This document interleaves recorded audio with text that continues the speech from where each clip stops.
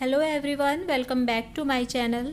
आज के वीडियो में हम देखेंगे कि हम अपने किचन गार्डन में कंटेनर्स में काऊ पी बीन्स कैसे लगा सकते हैं।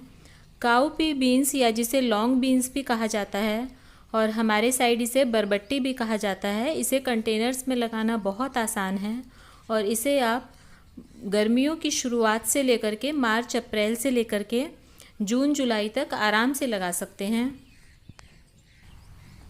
तो देखिए, मैंने भी अपने गार्डन में लगभग 1 महीने पहले इसे लगाया था और देखिए अब इनकी ग्रोथ इतनी हो चुकी है। और मैंने इन्हें डायरेक्ट सीड से लगाया है और ये इसके सीड्स हैं। ये आपको आपके लोकल सीड शॉप पर आसानी से मिल जाएंगे। तो आप इन्हें सीधे सीधे बीज से भी लगा सकते हैं या फिर आप इनके पौध भी तैयार कर सकते हैं। मैंने सीधे इस कंटेनर में डायरेक्ट सीड डाल दिए थे। तो इस कंटेनर में मैंने 7-8 पौधे लगाए हैं इसके। और आप 6-7 इंच की दूरी पर एक एक बीज इसका डाल दीजिए। अगर आप गमले में लगाना चाहते हैं, करीब 12 इंच का गमला है तो उसमें आप 2 से 3 पौधे लगाइए, बस उससे ज़्यादा मत लगाइए।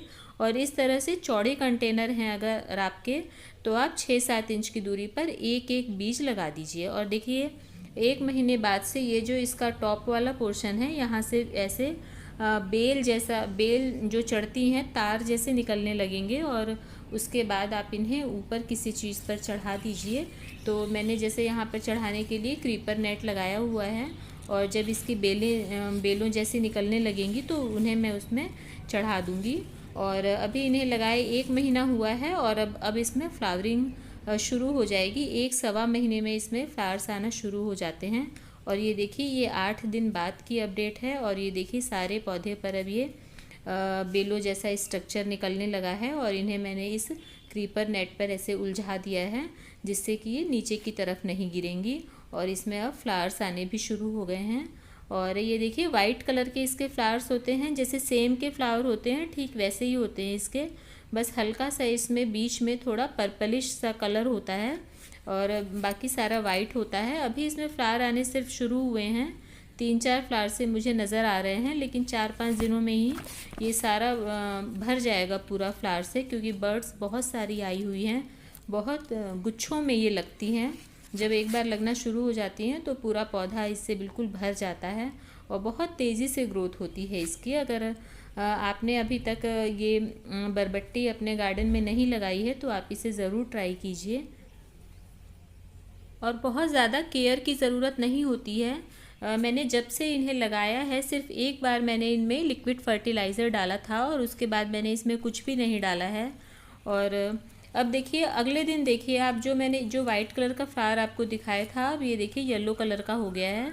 और ये मुरझाने के बाद ऐसा हो जाता है, ये येलो कलर का हो जाता है। देखने में ऐसे लग रहा है जैसे ये बर्ड है, लेकिन ये बर्ड नहीं है। ये जो फूल है ये मुरझा करके इस कलर का हो जाता है और इसी में से अब जो बीन्स हैं वो बाहर निकलेंगी और जो ताज़े नए फ्लावर होते हैं ये वाइट कलर के होते हैं। तो अगर कंटेनर्स में आप अच्छे रिज़ल्ट्स चाहते हैं तो हर 15 से 20 दिन में आप इसमें फ़र्टिलाइज़र डालिए। एक बार लिक्विड फ़र्टिलाइज़र डालिए और एक बार आप इसमें सॉलिड डाल सकते हैं, जो गोबर की खाद होती है या फिर आप वर्मी कंपोस्ट, जो भी आप यूज़ करना चाहें वो आप डालिए। मैंने तो इसमें एक ही बार डाला है। और ये देखिए अब आप 8 दिन बाद देख लीजिए, ये हमारी बीन्स अब बिल्कुल रेडी हो चुकी हैं और एकदम हार्वेस्टिंग के लिए ये तैयार हो चुकी हैं। और देखिए इसमें कितनी सारी बीन्स लगी हुई हैं, ये एक साथ बहुत सारी लग जाती हैं। 2-2 के पेयर में लगती हैं ज़्यादातर ये, लेकिन 4-5 भी एक साथ लगती हैं, पर आप ज़्यादातर देखेंगे तो 2-2 के पेयर में लगती हैं ये। और जैसे जैसे ये तैयार होती जाती हैं आप इन्हें हार्वेस्ट करते रहिए, क्योंकि बस 3 से 4 दिनों में ही ये बिल्कुल पक जाती हैं। और थोड़ी सी कच्ची ही अच्छी लगती हैं, पकने के बाद ये उतनी अच्छी नहीं लगती हैं। और बहुत ही हेल्दी वेजिटेबल है ये, प्रोटीन रिच होती है। अगर आपने अपने गार्डन में इसे पहले नहीं लगाया है तो आप इसे ज़रूर लगाइए। मई के महीना चल रहा है अभी, और आप इसमें अभी इस समय भी आप इसे लगा सकते हैं और जून जुलाई तक आप इसे लगा सकते हैं, गर्मी से लेकर के। तो आप अभी भी ट्राई कर सकते हैं। और बहुत ज़्यादा टेम्परेचर अगर है तो फिर आप अभी मत लगाइए, आप जून के समय में जब हल्की बारिश शुरू हो जाए आप उस समय लगा लीजिए। और देखिए ये मेरी सारी बीन्स बिल्कुल रेडी हो चुकी हैं और अब ये बिल्कुल हार्वेस्टिंग के लिए तैयार हो चुकी हैं। इन्हें अब हम आराम से हार्वेस्ट कर सकते हैं।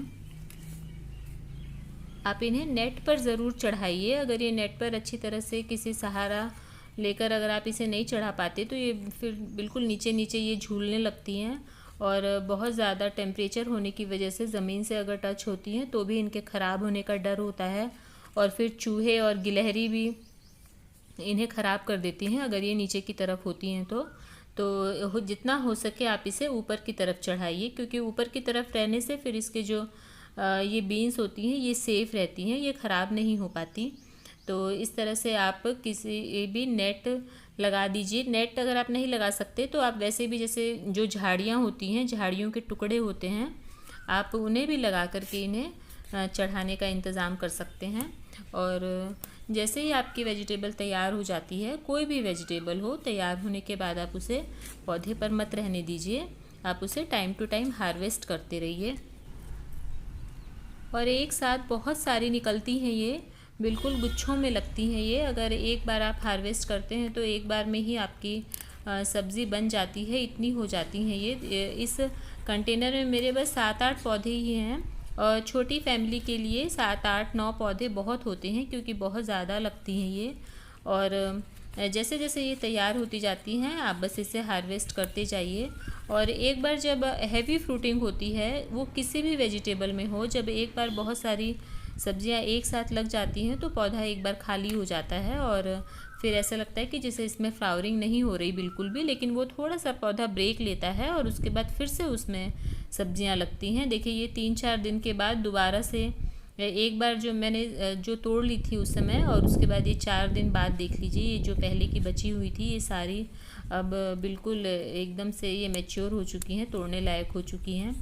तो एक बार जब हैवी फ्रूटिंग के बाद पौधा एकदम खाली सा दिखने लगता है तो उस समय हमें इसमें फर्टिलाइज़र डालना चाहिए। और अगर आप कोई पेस्टिसाइड यूज़ करना चाहते हैं तो आप वो डाल दीजिए, जिससे कि पौधा अच्छे से उसको नरिशमेंट मिले।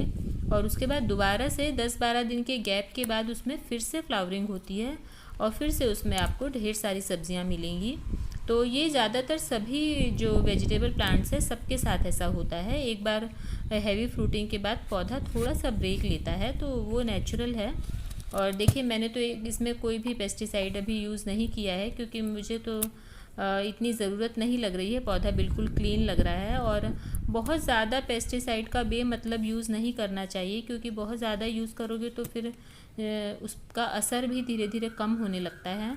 और ज़्यादातर इसमें तो बीन्स में ब्लैक एफिड्स से आते हैं। मेरे प्लांट्स पर तो एफिड्स की प्रॉब्लम ही बहुत ज़्यादा आती है और कोई प्रॉब्लम ज़्यादातर नहीं आती। और अगर हम इसे समय पर कंट्रोल कर लेते हैं, मतलब जब आपको शुरू में दिखने लग जाते हैं बस उसी समय आप इसमें पानी की बौछार डाल दीजिए या फिर हल्का आप शैम्पू घोल करके डाल दीजिए, तो ये कंट्रोल हो जाते हैं। अगर आपने ध्यान नहीं दिया तो फिर ये बहुत ज़्यादा फैल जाते हैं। और ब्लैक एफिड्स तो ऐसे हैं, बहुत ज़्यादा फैलने के बाद फिर इन्हें कंट्रोल करना मुश्किल होता है। मेरा भी एक बार ये बरबट्टी के ही प्लांट 2 साल पहले मुझे उखाड़ने पड़े थे। बारिश के सीज़न में थोड़ा सा ध्यान ना देने की वजह से इतने ज़्यादा हो गए थे कि फिर वो ठीक नहीं हो रहे थे और फिर मुझे सारे प्लांट उखाड़ने पड़े। इसलिए आप टाइम टू टाइम जो है इंसेक्ट्स का ज़रूर ध्यान रखिए। और अभी जब बारिश होगी तब थोड़ा सा जो इंसेक्ट्स का अटैक है वो थोड़ा ज़्यादा होता है। तो इस तरह से देखिए बीन्स लगाना, ये लॉन्ग बीन्स लगाना बहुत आसान है। अगर आपने नहीं लगाई हैं तो आप अपने गार्डन में एक बार ज़रूर ट्राई कीजिए और आपको बहुत अच्छे रिज़ल्ट्स मिलेंगे। बस आपको 15-20 दिन में एक बार इसमें आपको फर्टिलाइज़र डाल देना है और ज़्यादा आपको इसमें कुछ भी करने की ज़रूरत नहीं है। और बहुत हेल्दी वेजिटेबल्स आपको मिलेंगी। और घर की तोड़ी हुई वेजिटेबल्स अपने हाथों से लगाई हुई की तो बात ही अलग होती है। आप इन्हें कच्ची भी खा सकते हैं। जब हेल्दी तुरंत आप इसे तोड़ करके लेके जाते हैं तो इतनी अच्छी लगती हैं, इतनी फ्रेश होती हैं। आप इसे कच्ची खाकर देखिए, बहुत अच्छी लगती हैं ये।